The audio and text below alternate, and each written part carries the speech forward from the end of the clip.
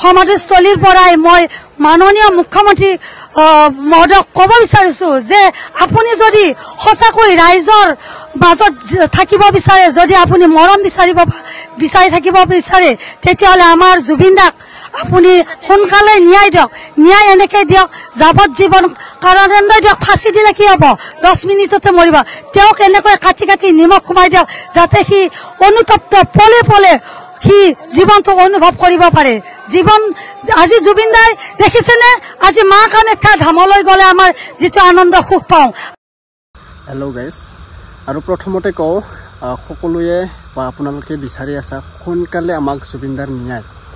কিন্তু আমাৰ ভিক্টৰ দাসে কি কৰিলে, ন্যায় বিচাৰি চিঞৰি ফুৰি গ্ৰেপ্তাৰ হ'ব লগা হ'ল। বহুত দুখৰ কথা। জুবিন দাৰ অনুৰাগীসকলে গ্ৰেপ্তাৰ হ'ব লগা যদি হয়, আমি ন্যায় কেনেকুৱা পাম? আমি যদি ৰাস্তাৰ মাজলৈ যদি চিঞৰি চিঞৰি যায়, আমি জাষ্টিচ বিচাৰি যায়, আমি এনেকুৱা যে গ্ৰেপ্তাৰ হ'ব লগা হয়, তেনেকুৱা হ'লে জুবিন দাৰ ন্যায় কোনে দিব? যদি সকলো মানুহে পাব্লিকে যদি চাইলেণ্ট হৈ থাকিলে হয়, আমি সেই চেম কানু বা সিদ্ধাৰ্থ শৰ্মাকো গ্ৰেপ্তাৰ কৰিব নোৱাৰিলোহেঁতেন। অসম চৰকাৰে এই প্লেনিংটো কি কৰিব কি নকৰিব এইটো মই কোৱা কথা নহয়, মানে মই ক'বলৈ খোজা নাই।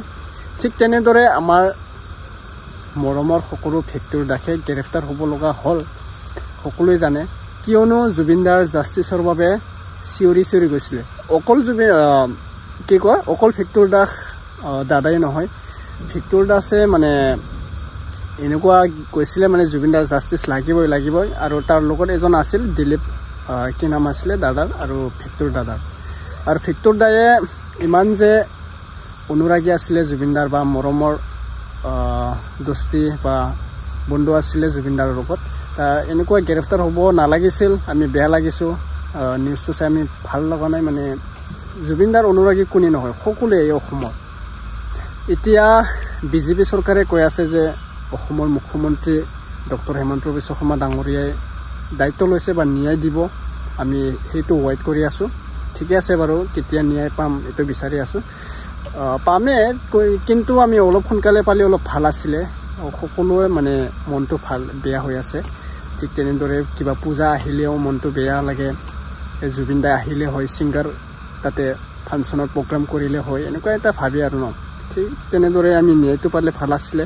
চেম কানু বা সিদ্ধাৰ্থ শৰ্মাক অলপ শাস্তি দিলে ভাল আছিলে আৰু ন। শাস্তি দিবই লাগিব আৰু দিবই, এইটো 100% কথা। এতিয়া চাই ল'ব, মই নিউজটো অলপ ক্লিপ হিচাপত লৈ আহিলোঁ, আপোনালোকে চাই ল'ব। আৰু যে জুবিন দাৰ লগত ন্যায়ৰ বাবে ৰাজনীতিক এনেকুৱা জড়িত কৰিব নালাগিছিল, ময়ো বেয়া লাগিছে। সেই কি কথা ক'লে আপোনালোকে চাই ল'ব, অলপ নিউজত চাই লোৱা। পোনপ্ৰথম মোৰ চেনেলত স্বাগতম জনালোঁ।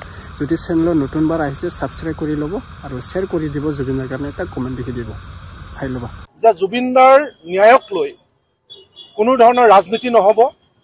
যিসকলে চৰকাৰত আছে, আমি সকলোৱে জানো যে মুখ্যমন্ত্ৰীগৰাকীক যদি আজি সোধে আপুনি কোন দলৰ মুখ্যমন্ত্ৰী, তেওঁ পোনচাতেই ক'ব যে মই বিজেপি দলৰ মুখ্যমন্ত্ৰী। প্ৰধানমন্ত্ৰীক যদি সোধে আপুনি কোন দলৰ প্ৰধানমন্ত্ৰী, তেওঁ ক'ব মই বিজেপি দলৰ প্ৰধানমন্ত্ৰী। আৰু সেই দলটোৱে, যিটো দলৰ দ্বাৰা এখন চৰকাৰ চলি আছে, যিটো দলে পঞ্চায়তৰ পৰা ৰাজ্যৰ পৰা কেন্দ্ৰলৈকে চৰকাৰৰ নেতৃত্ব দি আছে, সেই দলটোৱে আজি 1 মাহৰ পাছত ৰাজপথলৈ ওলাই আহি তেওঁলোকে কৈছে যে এতিয়াই হেনো প্ৰকৃত জুবিনদাৰ অনুৰাগীসকল ৰাস্তালৈ ওলাই আহিছে। তাৰমানে পোনচাতেই তেওঁলোকে লাখ লাখ মানুহ, যিবিলাক মানুহে জুবিনদাৰ ন্যায়ৰ কাৰণে ৰাজপথত ওলাই আন্দোলন কৰিছে, এটা মাহে তেওঁলোকক বিজেপিয়ে অপমান কৰিছে আৰু তেওঁলোকে নকল জুবিনদাৰ অনুৰাগী বুলি কৈছে। এই কথাটোৱে বিজেপিয়ে অসমৰ ৰাইজক অপমান কৰিছে। যে জুবিনদাৰ ন্যায়ক লৈ কোনো ধৰণৰ ৰাজনীতি নহ'ব। যিসকলে চৰকাৰত আছে, আমি সকলোৱে জানো যে মুখ্যমন্ত্ৰীগৰাকীক যদি আজি সোধে আপুনি কোন দলৰ মুখ্যমন্ত্ৰী, তেওঁ পোনচাতেই ক'ব যে মই বিজেপি দলৰ মুখ্যমন্ত্ৰী। প্ৰধানমন্ত্ৰীক যদি সোধে আপুনি কোন দলৰ প্ৰধানমন্ত্ৰী, তেওঁ ক'ব মই বিজেপি দলৰ প্ৰধানমন্ত্ৰী। আৰু সেই দলটোৱে, যিটো দলৰ দ্বাৰা এখন চৰকাৰ চলি আছে, যিটো দলে পঞ্চায়তৰ পৰা ৰাজ্যৰ পৰা কেন্দ্ৰলৈকে চৰকাৰৰ নেতৃত্ব দি আছে, সেই দলটোৱে আজি 1 মাহৰ পাছত ৰাজপথলৈ ওলাই আহি তেওঁলোকে কৈছে যে এতিয়াই হেনো প্ৰকৃত জুবিনদাৰ অনুৰাগীসকল ৰাস্তালৈ ওলাই আহিছে। তাৰমানে পোনচাতেই তেওঁলোকে লাখ লাখ মানুহ, যিবিলাক মানুহে জুবিনদাৰ ন্যায়ৰ কাৰণে ৰাজপথত ওলাই আন্দোলন কৰিছে এটা মাহে তেওঁলোকক বিজেপিয়ে অপমান কৰিছে আৰু তেওঁলোকে নকল জুবিনদাৰ অনুৰাগী বুলি কৈছে এই কথাটোৱে বিজেপিয়ে অসমৰ ৰাইজক অপমান কৰিছে যে জুবিনদাৰ ন্যায়ক লৈ কোনো ধৰণৰ ৰাজনীতি নহব যিসকলে চৰকাৰত আছে আমি সকলোৱে জানো যে মুখ্যমন্ত্ৰী গৰাকীক যদি আজি খুদে আপুনি কোন দলৰ মুখ্যমন্ত্ৰী তেওঁ কোন ছাতেই ক'ব যে মই বিজেপি দলৰ মুখ্যমন্ত্ৰী প্ৰধানমন্ত্ৰীক যদি খুদে আপুনি কোন দলৰ প্ৰধানমন্ত্ৰী তেওঁ ক'ব মই বিজেপি দলৰ প্ৰধানমন্ত্ৰী আৰু সেই দলটোৱে যিটো দলৰ দ্বাৰা এখন চৰকাৰ চলি আছে যিটো দলে পঞ্চায়তৰ পৰা ৰাজ্যৰ পৰা কেন্দ্ৰলৈকে চৰকাৰৰ নেতৃত্ব দি আছে সেই দলটোৱে আজি এক মাহৰ পাছত ৰাজপথলৈ ওলাই আহি তেওঁলোকে কৈছে যে এতিয়াই হেনো প্ৰকৃত জুবিনদাৰ অনুৰাগীসকল ৰাস্তালৈ ওলাই আহিছে তাৰ মানে পুনচাতে তেওঁলোকে লাখ লাখ মানুহ যিবিলাক মানুহে জুবিনদাৰ ন্যায়ৰ কাৰণে ৰাজপথত ওলাই আন্দোলন কৰিছে এটা মাহে তেওঁলোকক বিজেপিয়ে অপমান কৰিছে আৰু তেওঁলোকে নকল জুবিনদাৰ অনুৰাগী বুলি কৈছে এই কথাটোৱে বিজেপিয়ে অসমৰ ৰাইজক অপমান কৰিছে যে জুবিনদাৰ ন্যায়ক লৈ কোনো ধৰণৰ ৰাজনীতি নহব যিসকলে চৰকাৰত আছে আমি সকলোৱে জানো যে মুখ্যমন্ত্ৰী গৰাকীক যদি আজি খুদে আপুনি কোন দলৰ মুখ্যমন্ত্ৰী প্ৰতিটো দুপৰীয়াই আমি জুবিনদাকে বিচাৰো আমি দুখৰ দিনত যেতিয়া আমি বিচাৰো জুবিনদাৰ গান লগাও সুখৰ দিনত আমি জুবিনদাৰে গান লগাইছিলো আৰু যেতিয়া আনন্দৰ সময়ত আমি জুবিনদাকে আমি বিচাৰি পাইছিলো সেনেকুৱা যেন মহান হৃদয়ৰ আমঠু কলিজা হীৰাৰ টুকুৰা এনেকৈ যে নিশংসভাৱে হত্যা কৰি পেলাব এই কুকুৰৰ পোৱালীকেইটাই যি শেখৰজ্যোতি মহন্ত শেখৰজ্যোতি আৰু শ্যামকানু মহন্তই এইকেইজনক উচিত তদন্ত কৰি মই আজি এই সমাধিস্থলীৰ পৰাই মই মাননীয় মুখ্যমন্ত্ৰী মহোদয়ক ক'ব বিচাৰিছো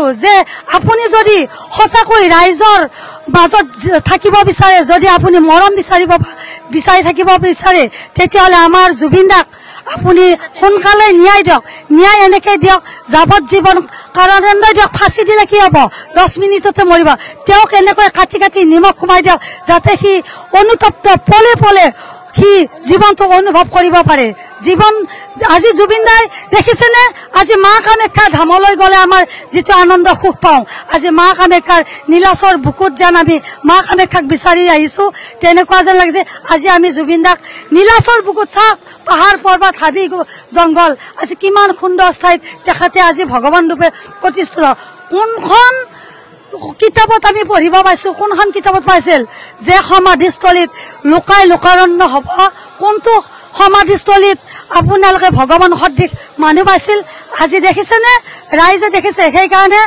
আপুনি উচিত ন্যায় তদন্ত নিশ্চয় হ'ব মুখ্যমন্ত্ৰী মহোদয় আমাক আঁচনি নালাগে আমি দুখীয়া মানুহ আমি যেনেকৈ খাইছো তেনেকৈ কৰিম জুবিনদাৰ কাৰণে যদি আমি ৰাজপথত হাজিৰা কৰিব লাগে ফুটপাথত দোকান দিব লাগে আমি দোকান দি খাম মিঠাতেল অৰুণোদয় আমি একচুৱেলি একোৱে নাপাওঁ আমি দুখীয়া কেটেগৰীৰে মানুহ আমি হাজিৰা কৰিয়ে খাওঁ তথাপিতো আপোনালোকে আপুনি যদি দিব বিচাৰিছে একো নালাগে ৰাইজে সজাগ আৰু সচেতন আমাৰ সোণৰ অসম জুবিনদাই কোৱাৰ দৰে সোণৰ অসম সোণৰ হৈ থাকিবলৈ দিয়ক সোণৰ অসমখন লেতেৰা নকৰিব ভৱিষ্যত প্ৰজন্মক জুবিনদাৰ আদৰ্শ নীতিৰে আগবাঢ়ি যাওক আজি প্ৰজন্মই যাতে জুবিনদাৰ আদৰ্শৰে উঠি যাব পাৰে মাননীয় মুখ্যমন্ত্ৰী মহোদয় কাতৰ অনুৰোধ আহ্বান কৰিছো লগতে আমাৰ প্ৰধানমন্ত্ৰী নৰেন্দ্ৰ ডাঙৰীয়া দেৱকো মই জনাইছো আপোনাৰ দৰে দক্ষ নেতা আমি হয়তো বিশ্ববাসী পোৱা নাছিলো নৰেন্দ্ৰ মোদী ডাঙৰীয়া যেনেকৈ আমাৰ